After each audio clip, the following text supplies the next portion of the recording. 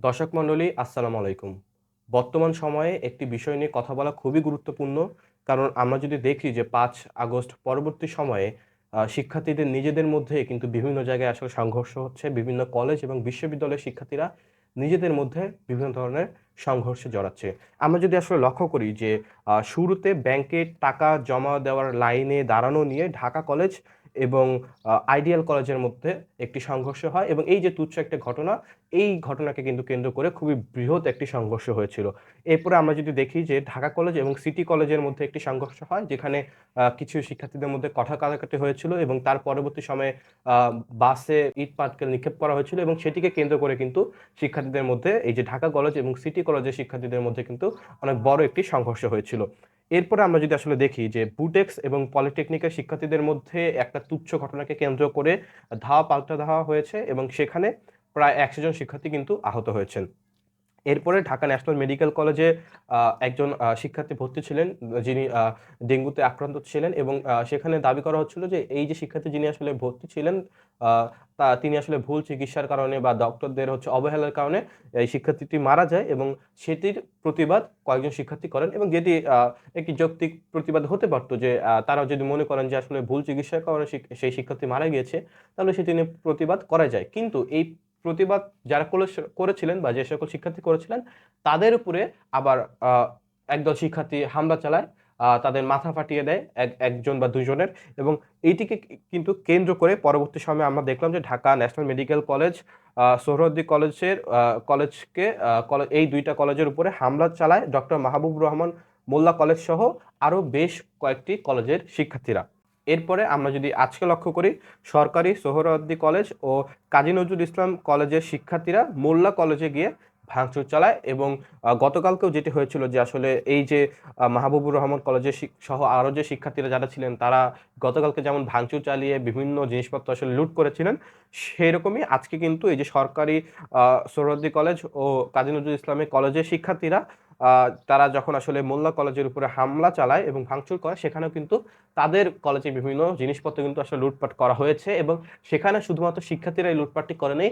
তাদের সঙ্গে আমরা যদি আসলে ভিডিওগুলোতে লক্ষ্য করি তাহলে দেখি যে ওখানকার যে সাধারণ যে জনগণ ছিল তারা কিন্তু এই লুটপাটে অংশগ্রহণ করে। অর্থাৎ যে শিক্ষার্থীরা জুলাই এবং আগস্ট মাসে তাদের নিজেদের সহপাঠী, তারা নিজেদের আ আ যে বাংলাদেশের সকল সাধারণ শিক্ষার্থীদের উপর যে আসলে নির্যাতন হচ্ছিল, সাধারণ শিক্ষার্থীদেরকে হত্যা করা হচ্ছিল, আ এই সকল বিষয়ে যে শিক্ষার্থীরা প্রতিবাদ করলো এবং এই প্রতিবাদটি এতটাই প্রখর হলো যে আমরা আসলে সর্বশেষ দেখলাম যে বাংলাদেশে একটি গণ-অভ্যুত্থান হয়ে গেল এবং সরকার আসলে পালাতে বাধ্য হলো।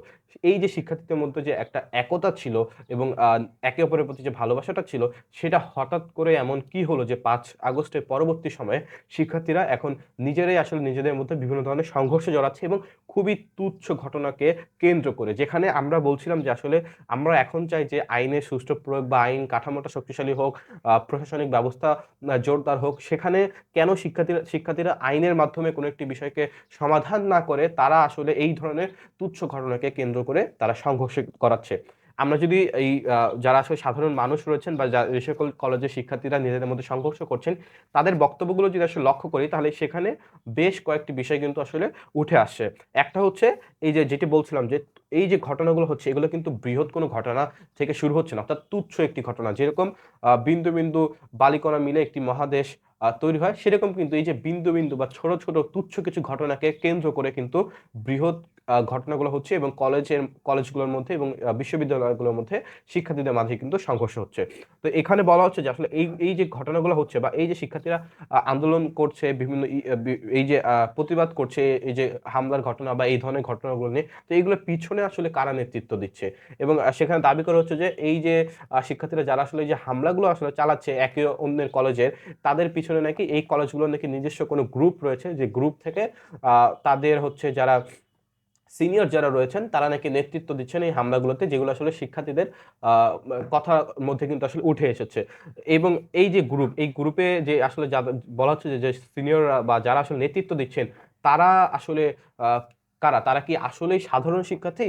নাকি তারা আওয়ামী লীগের ছাত্র সংগঠনের আ আ কোনো আ দল থেকে উঠে আসা কোনো শিক্ষার্থী এখন সাধারণ শিক্ষার্থীর বেশে এই সকল শিক্ষার্থীকে নেতৃত্ব দিচ্ছে? নাকি অন্য কোনো রাজনৈতিক দলের এজেন্ডা বাস্তবায়ন করতে এই সকল সাধারণ শিক্ষার্থীদের মধ্যে সংঘর্ষগুলো লাগানো হচ্ছে? এই বিষয়গুলো কিন্তু উঠে এসেছে। আর আরেকটা বিষয় হচ্ছে যে এখানে আসলে আ যারা আসলে যে কর্তৃপক্ষ যারা রয়েছেন, এই যে সকল কলেজ বা বিশ্ববিদ্যালয়ে যে হামলাগুলো হয়েছে, সেখানকার কর্তৃপক্ষ বা প্রশাসন আসলে এখানে আসলে কি ধরনের ব্যবস্থাগুলো আসলে নিচ্ছেন, এই বিষয়টাতে কিন্তু অনেক প্রশ্ন আসছে যে আসলে প্রশাসন কি করছেন? কেন বারবার শিক্ষার্থীরা একে অপরের কলেজে হামলা চালাচ্ছে এবং নিজেদের মধ্যে এই ধরনের সংঘাতে আসলে জড়ো হয়েছেন? আমরা যদি ভিডিওগুলো আসলে দেখি যে সংঘর্ষ এড়াতে কিন্তু এখন আ পুলিশের সাথে কিন্তু সেনাবাহিনীও বিভিন্ন জায়গায় কিন্তু কাজ করছে। কিন্তু সংঘর্ষ এড়াতে কাজ করছে। কিন্তু এই যে সংঘর্ষ যে শুরুটা, এই শুরুটা আসলে কেন বন্ধ করা যাচ্ছে না? কেন আসলে এই যে তুচ্ছ ঘটনাকে কেন্দ্র করে আসলে এই ধরনের বড়, বড় সংঘর্ষগুলো শিক্ষার্থীদের মধ্যে হচ্ছে এবং শিক্ষার্থীদের মধ্যে এই যে বিভাজন যেখানে জুলাই আগস্টে শিক্ষার্থীরা নিজেরা একত্রিত হয়ে একটা গণ-অভ্যুত্থান ঘটালো, সেই জায়গায় শিক্ষার্থীদের মধ্যে এই যে একটা বিভাদ তৈরি হচ্ছে, এই বিভাদটি কি আসলে বাংলাদেশের জন্য কোনো ভালো কিছু বয়ে আনবে কিনা?